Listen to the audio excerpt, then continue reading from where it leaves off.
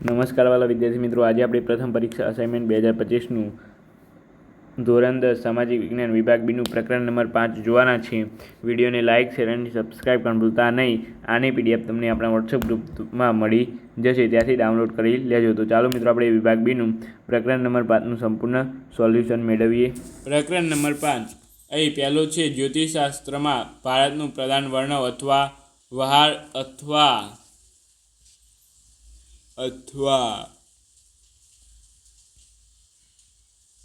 વહાર મિહિરે જ્યોતિષશાસ્ત્રના ક્ષેત્રે આપેલું પ્રદાન જણાવો.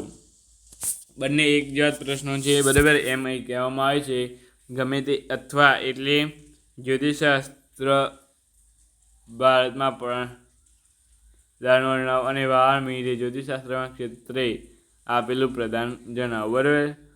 તો અહીં વહાર મિહિરે બૃહત્સંહિતા ગ્રંથ લખ્યો હતો તથા ગ્રહો, નક્ષત્રો, સૂર્ય, ચંદ્રગ્રહણની ગણતરી કરી ભારતીય જ્યોતિષમાં મોટું યોગદાન આપ્યું, બરાબર. આ રીતે તમે આ પ્રશ્ન લખી શકો છો.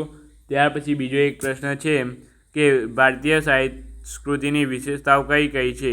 તો એકતામાં વીરતા, સહિષ્ણુતા, ધાર્મિક સહસ્થિરતા, કળા સાહિત્ય, સમૃદ્ધ પ્રાચીનતા ભારતીય સંસ્કૃતિની વિશેષતા છે. ત્યાર પછી આગળ આપણે જોઈએ ત્રીજો, બરાબર. તો રસાયણ વિદ્યા ક્ષેત્રે નાગાર્જુને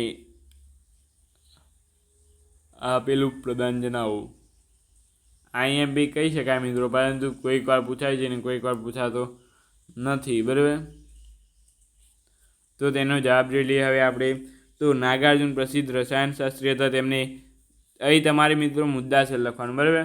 અહીંયા હું એક જ લાઈનમાં લખ્યું છે કારણ કે અહીંયા ટાઈપિંગ કરતાં હું લખું એમ તો આમાં એક PDF એડિટ કરતાં 30 મિનિટ થઈ જાય, એટલે કે એક પ્રકરણ એડિટ કરતાં આખી બનાવતા 30 મિનિટ થઈ જાય, બરાબર. આખી એક PDF બનાવતા.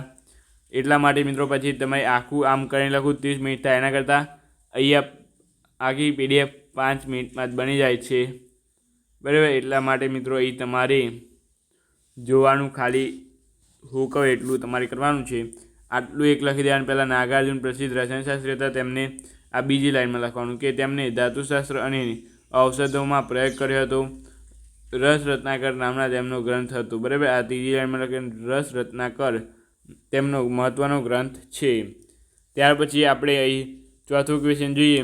તો વિજ્ઞાન અને ટેકનોલોજીનું મહત્ત્વ દર્શાવો.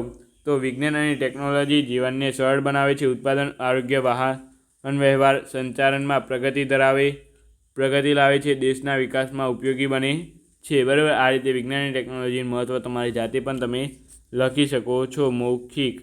ત્યાર પછી લાસ્ટ ક્વેશ્ચન જોઈ લઈએ. પ્રાચીન ભારતે વિજ્ઞાન ક્ષેત્રે આપેલા વારસા જણાવો, બરાબર. પ્રાચીન ભારતે વિજ્ઞાન ક્ષેત્રે આપેલા વારસા જણાવો. આર્યભટ્ટ ખગોળશાસ્ત્ર,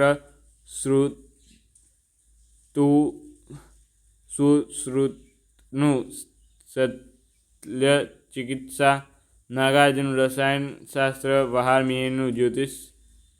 આ બધું પ્રાચીન ભારતનો વૈજ્ઞાનિક વારસો છે. તો આ રીતે તમે કરી શકો છો મિત્રો. ખાસ કરીને ચેપ્ટર નંબર 5માં તમારે IMP પ્રશ્નો જે છે મોટા વિભાગ ડીમાં એ જ કરવાના હોય છે, બરાબર. કારણ કે એ તમારે ચેપ્ટર નંબર 5માંથી વધારે પૂછાય છે. 2 માર્ક્સના પ્રશ્નો ઉપર ભાર આપવાનો નથી. આમાંથી તમારે 4 ગુણમાં પૂછાય એ પ્રશ્નો ભાર આપવાનો છે, બરાબર. તો ચાલો મિત્રો, વિડીયો લાઇક, શેર અને સબસ્ક્રાઈબ કરવાનું ભૂલતા નહીં. આપણે મળીશું ના વિડીયો સાથે. Thank you so much. Video જોવા બદલ તમારો ખૂબ ખૂબ આભાર.